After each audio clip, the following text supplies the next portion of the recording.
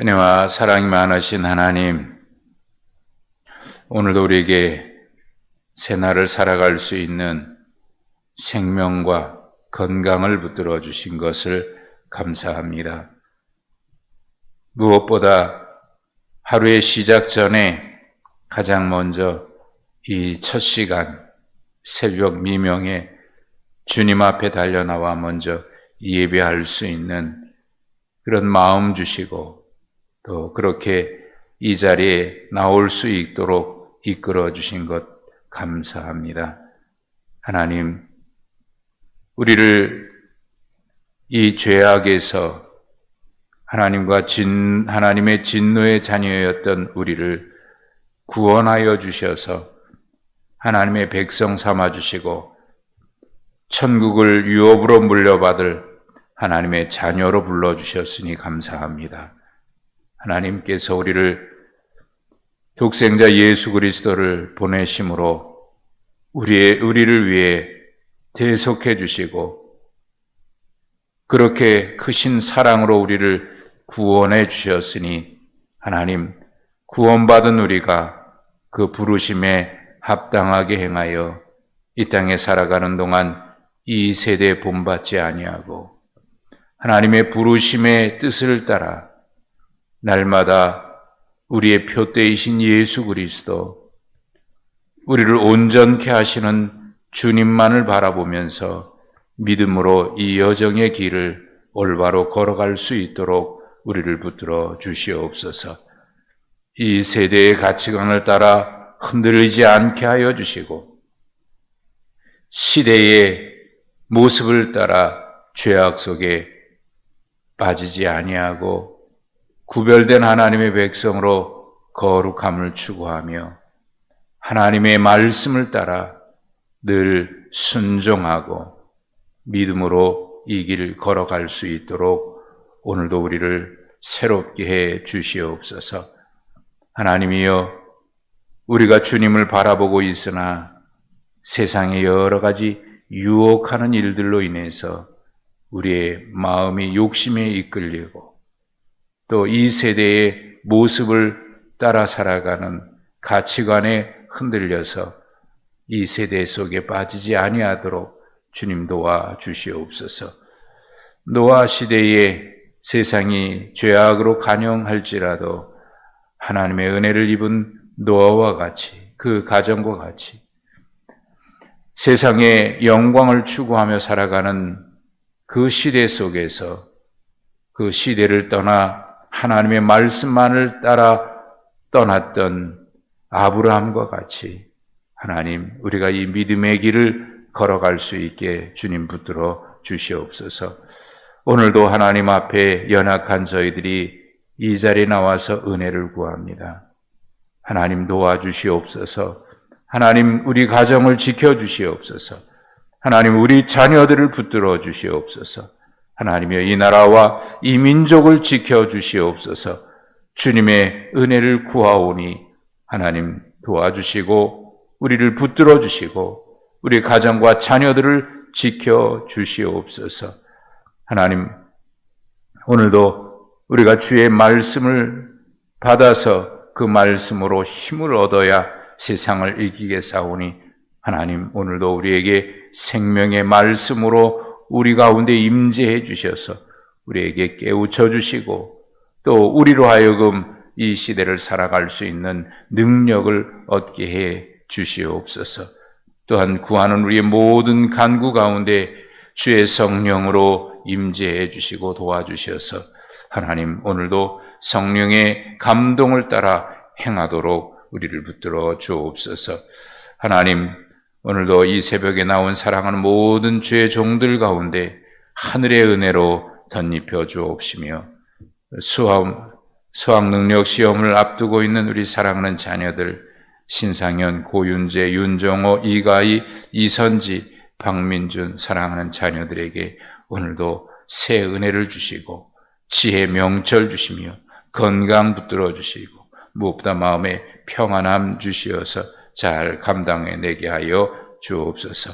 오늘도 말씀 앞에 엎드리오니 주님, 오늘도 우리에게 말씀하여 주시옵소서. 우리 주님 예수 그리스도 이름으로 기도하옵나이다. 아멘.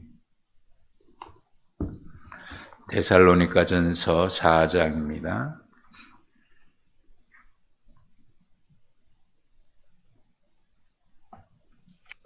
데살로니가전서 4장 1절부터 12절.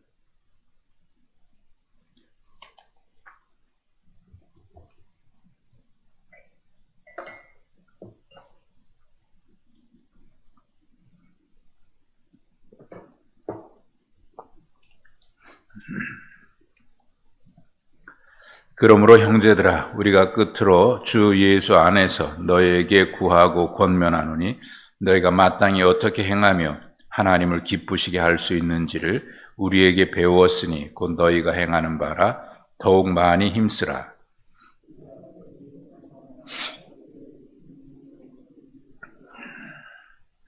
하나님의 뜻은 이것이니 너희의 거룩함이라 곧 음란을 버리고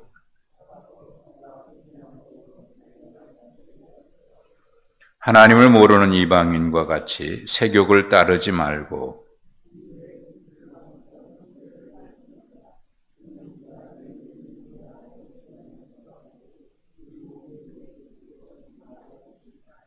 하나님이 우리를 부르심은 부정하게 하심이 아니요 거룩하게 하심이니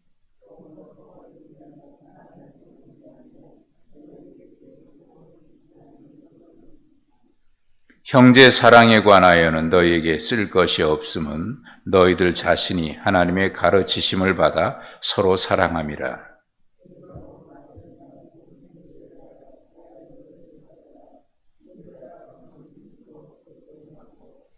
또 너희에게 명한 것 같이 조용히 자기 일을 하고 너희 손으로 일하기를 힘쓰라.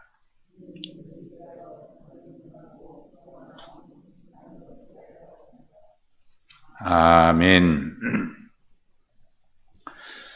어제 우리가 보신 말씀에 바울 사도가 디모데와 실라를 데살로니가에 보내서 그 교회의 성도들 박해받고 있고 고난 속에 있는 환난 가운데 있는 교회 성도들을 위로하기 위해서 그리고 또 그들의 형편을 좀 알고 싶어서 디모데하고 실라를 보냈는데 그들이 다시 돌아와서 이제 고린도에서 이제 만나게 되는데 그곳 형편을 듣고 난 다음에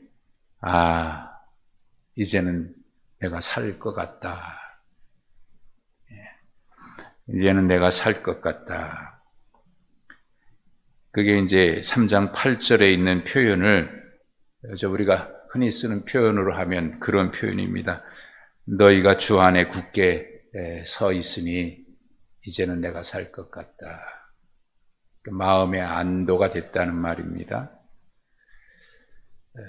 참다 못해서 보냈다라고 하는 것은 너무 견딜 그 상황에 대해서 염려하고 또 기도하면서 늘 궁금했던 직접 가면 좋겠지만 갈 수 없는 그런 상황. 그러니까 이런 모습에서 바울 사도가 그들을 얼마나 생각하고 간절히 그들을 사모하고 또 염려하고 기도했는지 그런 마음을 읽을 수가 있어요. 근데 소식을 들으니까 너무 감사한 거예요. 그래서 이제 감사의 기도, 어제 보셨던 말씀의 끝에 감사의 기도를 했는데 3가지. 하나님 어떤 기회를 주셔서 그들을 가서 직접 보았으면 좋겠습니다. 갈 길을 허락해 달라고 3장 11절부터 기도하죠. 그리고 우리가 너희를 사랑하는 것 같이 너희도 피차간에 모든 사람에 대해서 사랑이 더욱 넘쳤으면 좋겠다. 그 부탁을 하고 있고, 그리고 마지막으로 3번째 기도가 주님 재림하실 그때까지 하나님 앞에서 거룩하고 흠이 없었으면 좋겠다. 이런 기도를 지금 하고 있지 않습니까? 그 말씀에 이어서 특별히 마지막에 주님 강림하실 때에 하나님 앞에서 흠 없었으면 좋겠다. 거룩하고 흠이 없었으면 좋겠다. 그들을 위해서 그런 기도했지 않습니까? 그 기도에 이어서 거룩하고 흠이 없도록 하나님 앞에 설 수 있도록 그들을 권면하는 내용이 오늘 본문부터 이어지는 말씀이에요. 그래서 오늘 본문 시작의 3장 13절에 있는 이 말씀과 5장으로 가면 마지막 이 편지의 마지막 끄트머리에 5장 23절에 같은 내용이 반복돼요. 평강의 하나님인 친히 너희를 온전히 거룩하게 하시고 너희의 온 영과 혼과 몸이 우리 주 예수 그리스도께서 강림하실 때에 흠없이 보존되기를 원한다. 3장 13절에서 주님 강림하실 때에 하나님 앞에서 거룩하고 흠없게 되기를 기도했지 않습니까?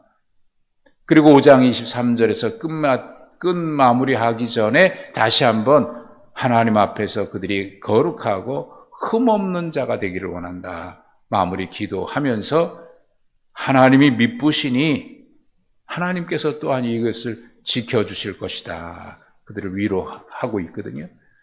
그 하나님이 지켜주시고 이루어 주실 거니까 그러면 우리는 그저 아무렇게 살아도 되겠습니까? 그건 아니잖아요.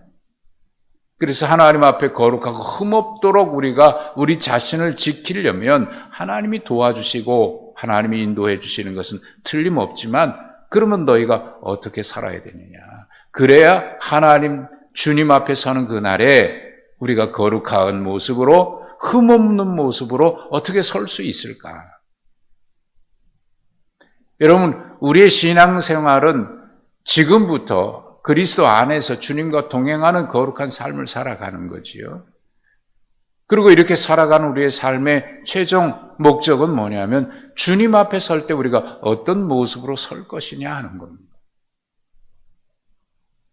옛날에는 이랬는데 막상 주님 앞에 서는 그날에 우리가 그런 모습으로 구원받은 모습으로 하나님 앞에 설 수 있는가? 제 아내와 그런 얘기를 종종 해요. 여보, 우리가 주님 앞에 가는 날 말이지. 그것이 주님의 재림이실 수도 있고 혹은 그 전에 우리가 하나님 앞에 부름받을 수도 있지 않아요. 갑작스럽게 부름받을 수도 있고 때가 돼서 하나님이 그런 기회를 주셔서 때가 돼서 하나님 앞에 부름받을 수도 있고 그때에 우리의 신앙의 모습이 그때 참 아름다운 모습으로 갔으면 좋겠다. 가장 주님과 가까워진 그때에 갔으면 좋겠다. 이게 무슨 의미인지 이해가 되시죠? 신앙이 가면 갈수록 주님과 친밀해지고 가까워져야지 확 타올랐다가 사그러들고 나중에는 믿음이 있는 건지 없는 건지 신앙생활을 하는 건지 마는 건지 신앙이 다 사그러들어 가지고 말이죠. 하나님을 믿는 건지 안 믿는 건지 그러다가 하나님 앞에 서면 어떤 모습이 되겠습니까? 우리가 그걸 늘 인식하고 살아야 되지 않겠어요? 하나님 앞에 서는 그날이 올 거다. 그래서 바울 사도는 이 일을 강조하는 거예요. 이게 이제 거룩하고 흠이 없게 되기를 원한다는 말을 지금 얘기했고 나중에 한 번 더 얘기했는데 이게 강조할 때 그 내용을 매우 강조할 때 이런 표현을 써요. 이게 문학적으로 인클루지오라고 하는 같은 반복하면서 그 사이에 어떤 보자기를 쌓듯이 그 안에 담아는 그걸 삽입기법이라 그렇게 번역을 하면 할 수 있어요. 같은 말을 두 양 처음과 끝에 강조하고 그 내용에 있는 하는 말은 거룩하고 흠없도록 하기 위해서 우리가 어떻게 살아야 하는지에 대한 내용들을 여기 얘기하고 있는데 그게 몇 가지가 쭉 이어집니다. 자, 1절에 이렇게 말합니다. 끝으로 주 예수 안에서 너에게 구하고 권면한다. 너희가 마땅히 어떻게 행하며 하나님을 기쁘시게 할 수 있는지를, 그것은 이미 우리에게 배웠고 또 지금 너희가 행하는 바다. 그러나 더욱 많이 힘쓰라. 지금 고린도 교회 성도들에 대해서 1장부터 바울 사도는 칭찬을 많이 했어요. 그 교회가 소문이 좋아요. 믿음으로 사랑으로 수고하고 소망으로 인내하면서 그들 신앙생활하는 것이 그 아가야 전체, 고린도 지역 전체에 소문이 거기까지 소문이 들릴 정도로, 물론 이것은 디모데와 실라를 통해서 더 구체적으로 확인됐던 그런 내용이기도 하죠. 그로 잘 하고 있다. 그럼에도 불구하고 더욱 힘쓰라. 더욱 힘쓰라. 신앙생활은, 그래서 신앙생활이라고 얘기하는 것은 한번 무슨 행사를 하고 끝내는 게 아니잖아요. 그래서 요새 신앙생활이라고 하는 표현보다는 생활신앙 그렇게 쓰기도 해요. 생활 자체가 신앙이어야 된다. 생활신앙.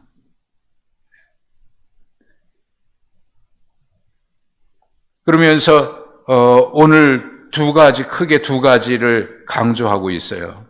이제 그건 5장까지 계속 흠없고 하나님 앞에 거룩한 모습으로, 흠없는 모습으로 서기 위해서 신앙 생활에서 신앙을 어떻게 지켜가야 되는지 그거에 대한 이야기를 쭉 계속 하게 되는데, 오늘 그런 이제 두 가지를 보면은 2절에 그들은 이미 바울 사도를 통해서 복음을 전해 들을 때에 하나님이 준 명령을 알고 있다라고 하는 것을 전제하고 있습니다. 배웠다는 것을 알고, 배운 것을 실천하는 것이 중요하죠. 가장 먼저 3절, 하나님의 뜻은 너희가 거룩하는 거다. 하나님 우리를 거룩하기를 원하신다. 하나님의 뜻은 이것이니 너희의 거룩함이라. 그러면 거룩함이, 여기서 말하는 거룩함이 구체적으로 뭘 말하냐면 음란에 대한 문제예요. 이방 5절에 보면 하나님을 모르는 이방인과 같이 세욕을 따르지 마라. 세욕을 따르지 마라. 그러면서 구체적으로 좀 더 얘기하는 것은 4절에 있는 말이죠. 거룩함과 존귀함으로 자기 아내를 대하라. 거룩함과 존귀함으로 아내를 대하라. 물론 이거는 아내를 대하는 것뿐만 아니라 남편을 대하는 것도 역시 마찬가지. 부부관계를 얘기하는 겁니다.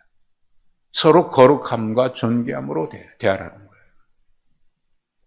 이 얘기를 하면서 구체적인 얘기는 뭐냐면 성적인 문제인 겁니다.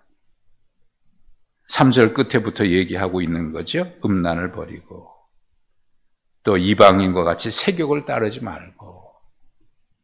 이것은 그 당시에 고린도 지역에 뿐만 아니라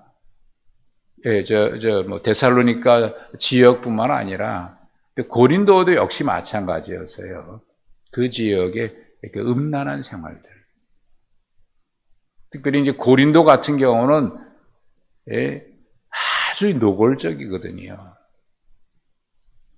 그 당시의 우상이 대부분 다 성적인 문란이 모티브예요. 그래서 우상 숭배하고 나면 그냥 문란한 음란한 행위들을 그 신전 안에서도 행하고, 신전 안에는 그런 사제들이 있어요. 성창 같은 그런 사제들이 있어요. 남녀 사제들이. 그들의 그 우상 숭배 행위 속에는 이런 게, 그러니까 그것이 그 지역의 고린도 지역, 데살로니가 지역, 그 지역에 그냥 보편적으로 근데 이건 뭐 그때만 그러겠습니까? 지금도 우리가 몰라서 그렇지 얼마나 종종 방송을 통해서 터져 나오는 그런 사건들을 보십시오. 무슨 뭐 박사방이니 무슨 뭐 하는 거 그건 뭐 어떤 건지 뭐 그게 가끔 터져 나오지만은 이미 우리 아이들의 문화 속에 요즘에는 웹툰이니 그런 인터넷으로 볼 수 있는 만화 뭐 이런 데도 보면은 우리가 상상할 수 없는 그런 애들이 그런 게 접하게 이런 것으로부터 지키라는 거예요. 거룩함과 존귀함으로 아내를 대하고. 근데 여기 자기 아내를 대하라고 하는 이 말에 1번하고 번호를 달아놓고 밑에 보면은 헬라어로 자기 몸을 절제할 줄 알고 라고 이렇게 뜻을 달아놨어요. 그러니까 이것이 자기 아내뿐만 아니라 자기 몸, 그러니까 뭐 자기 몸을 거룩하고 성적인 타락으로부터 지키라는 거죠. 그리고 이 일은 6절에 보면 이 일에 분수를 넘어서 형제를 해야 하지 말라 했으니 이건 또 역시 결혼 생활을 거룩하게 지키라는 그런 의미로 볼 수가 있어요. 그런데 여기서 거룩하게 하지 않으면 이 모든 일에 주께서 신원하여 주심이라. 직접적으로 표현하면 하나님의 심판을 피할 수 없다는 거예요. 하나님의 심판을 피할 수 없다. 그러면서 다시 하나님이 우리를 왜 부르셨는지, 하나님이 우리를 부르심은 부정하게 하심이 아니요 거룩하게 하심이니 그러므로 저버리는 자는 사람을 저버림이 아니요 너희에게 그의 성령을 주신 하나님을 저버림이라. 그러니까 우리가 하나님의 말씀을 따르지 않는 것은 결국 죄라고 하는 것을 단순하게 죄라고 하는 게 아니고 그건 하나님을 버리는 거죠. 하나님을 떠나는 거죠. 왜? 하나님이 우리를 왜 부르셨는지, 부르심의 목적이 무엇인데 말이죠. 그렇게 살면 죄악에서 심판을 피할 수가 없으니까 말이죠. 하나님의 진노의 대상이었고 진노의 자녀였는데 하나님이 우리를 부르셨는데, 그래서 우리를 부르시고 어떻게 살라고 하나님이 우리를 구별된, 너희 몸은 주의 성령께서 거하시는 성령의 전인 줄 너희가 알지 못하느냐. 바울 사도가 그렇게 막 강조했잖아요. 고린도서에서. 우리는 주님의 것이고 값으로 산 것이니 너희 몸은 주님의 것이다. 그런데 만약에 그 부르심에 합당하게 행하지 않고 그렇게 한다고 하면 하나님의 신원, 하나님의 심판을 받을 뿐만 아니라 받을 수밖에 없는 이유는 하나님을 버린 행위이기 때문에, 단순하게 죄를 지었다 안 지었다 하는 문제가 아니다 그 말입니다. 그리고 오늘 두 번째, 하나님 앞에 거룩하고 흠이 없도록 서기 위해서 우리의 생활에 어떤 것을 얘기하고 있냐면 9절에 형제 사랑, 서로 사랑에 대한 이야기. 이 이야기도 하나님이 너희들 자신이 하나님의 가르치심을 받아서 서로 사랑하고 있다라고 그들을 칭찬하고 있습니다. 이미 앞에서 얘기하고 있는 것처럼 그들은 믿음의 역사, 사랑의 수고 잘 하고 있어요. 그럼에도 불구하고 달리는 말에 채찍을 칠하고 잘하고 있지만, 사실 잘하고 있다고 하더라도요, 이것이 본래 우리가 잘해서 잘하는 게 아니잖아요. 잘하다가 한순간에 넘어지는 게 얼마나 많아요. 잘 애써 세웠던 것들을 한순간에 무너뜨리는 게 얼마나 많습니까? 그 선줄로 생각하면 넘어질까 항상 조심해야 되는 거고, 사실 우리가 본래 그런 사람이 아니라 하나님의 은혜 안에 있기 때문에 그게 가능한 거지.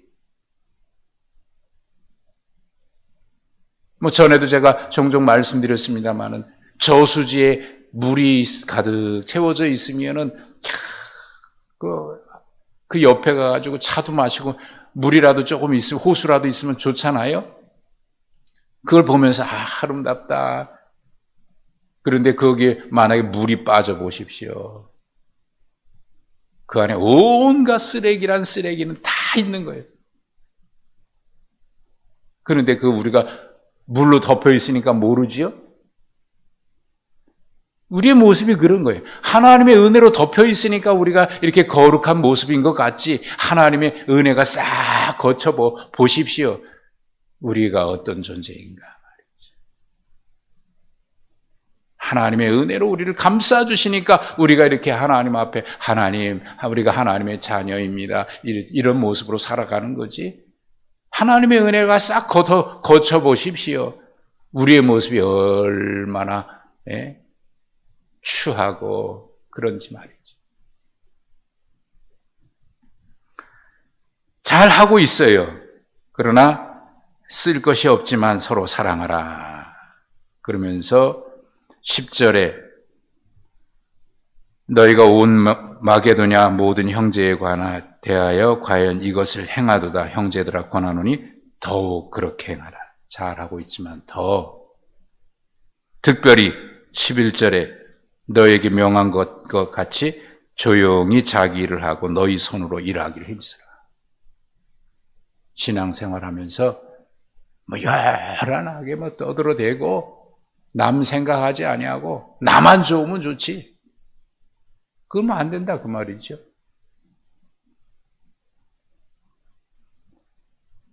조용하면서도 그러나 묵묵히 자기 일에 힘쓰고 자랑하지 않으면서 하나님 앞에 늘 정직하고 충성하고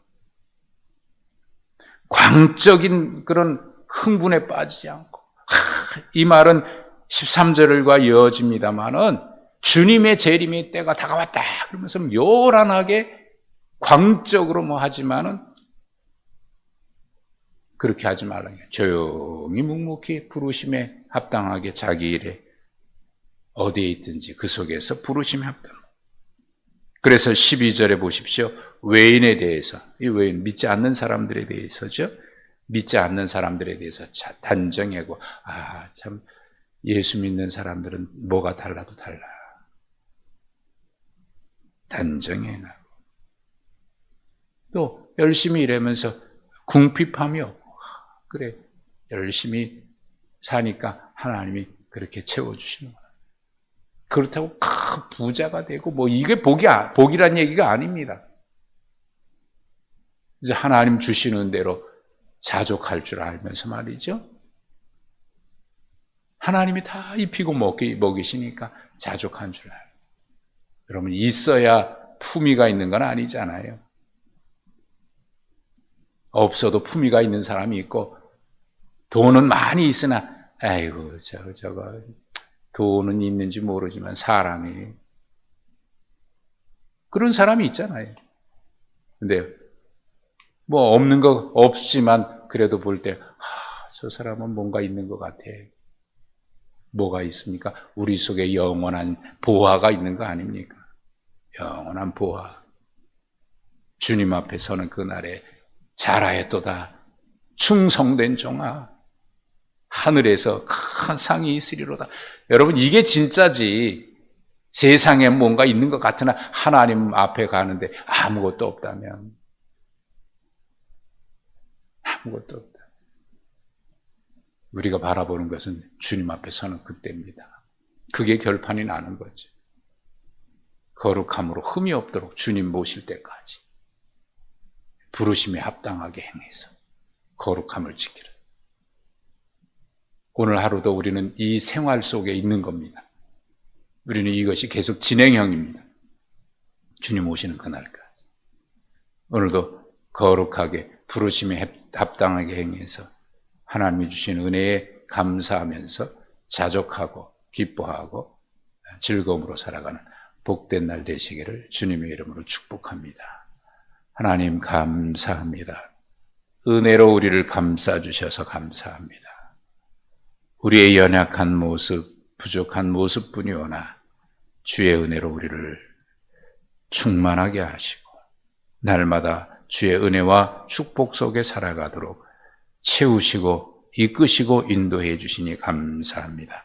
오늘도 부르심에 합당하여 주님의 뜻은 거룩함이니 하나님, 우리의 거룩함이 우리 모든 삶 속에서 드러나서 주님의 뜻을 이루어가는, 주님 오시는 그날에 흠없는 모습으로 설 수 있게 하여 주옵소서. 예수님의 이름으로 기도하옵나이다. 아멘.